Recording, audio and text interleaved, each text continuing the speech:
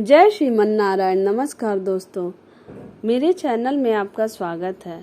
आज मैं आप लोगों को पुरुषोत्तम मास महात्म कथा अध्याय 8 सुनाने जा रही हूँ। बोलो जय श्रीमन नारायण। सूत जी बोले, हे तपोधन विष्णु, और श्री कृष्ण के संवाद को सुन संतुष्ट मन नारद नारायण से पुनः प्रश्न करने लगे। नारद जी बोले, हे प्रभु, जब विष्णु बैकुंठ चले गए तब फिर क्या हुआ, कहिए। आदि पुरुष कृष्ण और हरि सूत का जो संवाद है वह सब प्राणियों को कल्याण कर है। इस प्रकार प्रश्न सुन फिर भगवान बद्री नारायण जगत को आनंद देने वाला बृहत आख्यान कहने लगे। श्री नारायण बोले, तदंतर विष्णु बड़े प्रसन्न होकर बैकुंठ गए और वहां जाकर, हे नारद, अधिक मास को अपने पास ही बसा लिया। अधिक मास बैकुंठ में वास पाकर अत्यंत प्रसन्न हुआ और 12 मासों का राजा होकर विष्णु के साथ रहने लगा। 12 मासों में मलमास को श्रेष्ठ बनाकर विष्णु मन से संतुष्ट हुए। हे मुने, अनंतर भक्तों के ऊपर कृपा करने वाले भगवान युधिष्ठिर और द्रौपदी की ओर देखते हुए कृपा करके अर्जुन से यह बोले। श्री कृष्ण बोले, हे राज शार्दूल, हमको मालूम होता है कि तपोवन में आकर आप लोगों ने दुखित होने के कारण पुरुषोत्तम मास का आदर नहीं किया। वृंदावन की शोभा के नाथ भगवान का प्रिय पात्र पुरुषोत्तम मास आप वनवासियों का प्रमाद से व्यतीत हो गया। भीष्म, द्रोणाचार्य, कर्ण के भय से संत्रस्त मन आप सब लोगों ने भय और द्वेष से मुक्त होने के कारण प्राप्त पुरुषोत्तम मास का ध्यान नहीं किया।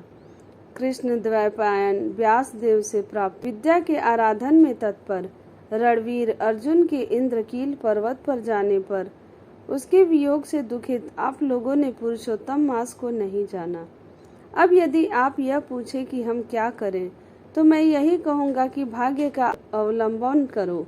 पुरुषों का जैसा अदृष्ट होता है वैसा ही सदा भासता है। भाग्य से उत्पन्न जो फल है वह अवश्य ही भोगना पड़ता है।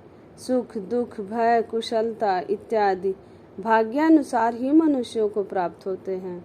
अतः अदृष्ट पर विश्वास रखने वाले आप लोगों को अदृष्ट पर निर्भर रहना चाहिए। अब इसके बाद आप लोगों के दुख का दूसरा कारण और बड़ा आश्चर्यजनक इतिहास के सहित कहते हैं। हे महाराज, हमारे मुख से कहा हुआ सुनो। श्री कृष्ण बोले, यह भाग्यशालिनी द्रौपदी पूर्व जन्म में बड़ी सुंदरी मेधावी ऋषि के घर में उत्पन्न हुई थी।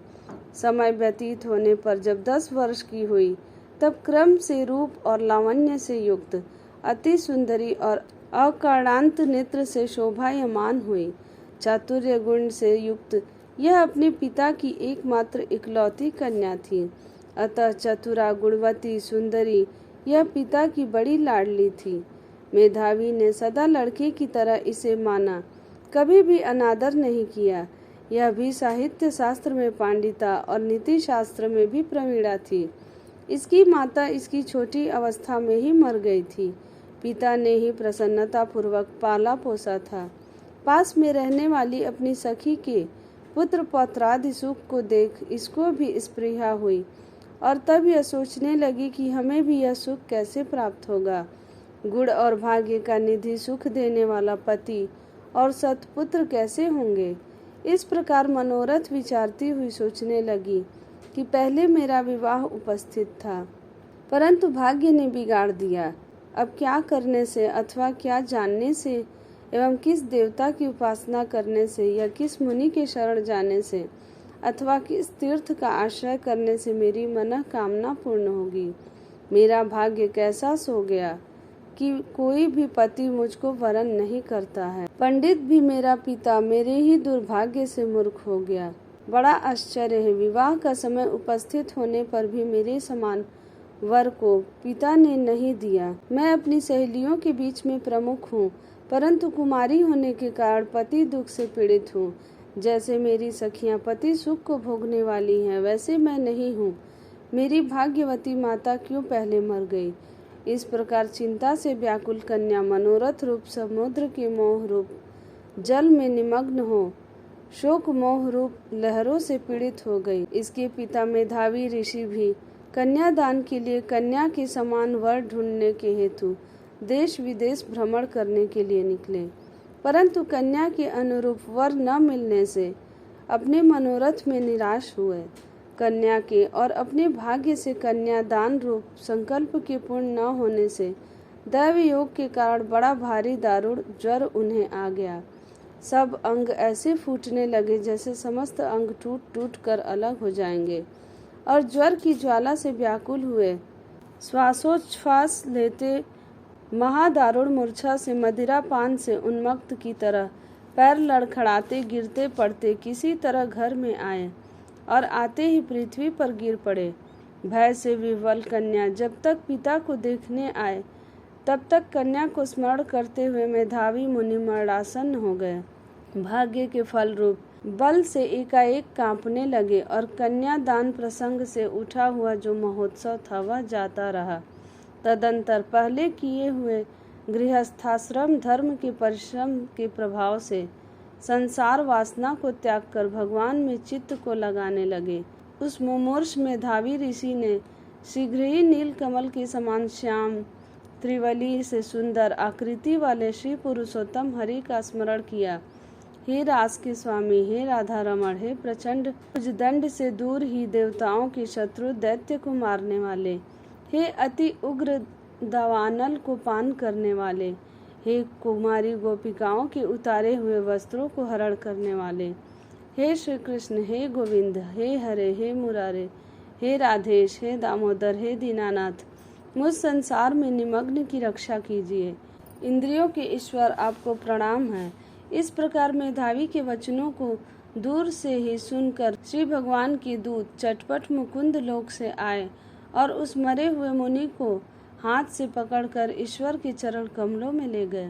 इस प्रकार अपने पिता के प्राणों को निकलता देख वह कन्या हाहाकार करके रोने लगी और पिता के शरीर को अपनी गोद में रखकर अति दुख से विलाप करने लगी। चिल्ह पक्षी की तरह बहुत देर तक विलाप करके अत्यंत दुख से विवल हुई और पिता को जीवित की तरह समझकर बोली। बालिका बोली, हाय हाय, हे पिता, हे कृपा सिंधु, हे अपनी कन्या को सुख देने वाले, मुझे आज किसके पास छोड़कर आप बैकुंठ सिधारे हैं।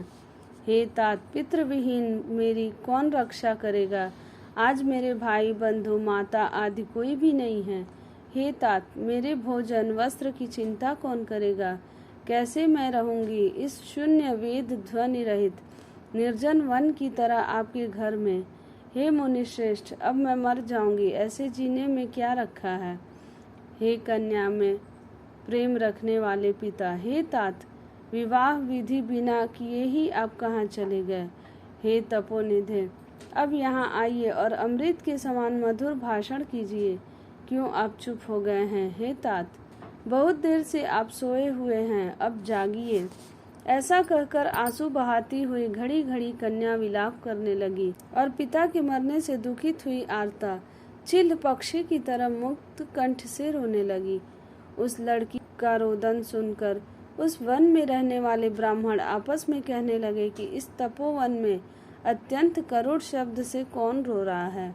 ऐसा कहकर सब तपस्वी चुप होकर यह मेधावी ऋषि की कन्या का शब्द है ऐसा निश्चय कर घबराए हुए हाहाकार करते मेधावी के घर में आए और वहां आकर सबने कन्या के गोद में मरे हुए मेधावी ऋषि को देखा और देखकर उस वन के रहने वाले सब मुनि भी रोने लगे। कन्या की गोद से शव को लेकर शिव मंदिर के पास शमशान पर गए। वहां काष्ठ की चिता लगाकर विधि से अंत्येष्टि कर्म कर उसका दाह किए। दाह के अनंतर कन्या को समझाकर सब ऋषि अपने अपने आश्रम गए। इधर कन्या भी धैर्य धारण कर यथाशक्ति क्रिया के लिए द्रव्य खर्च किया।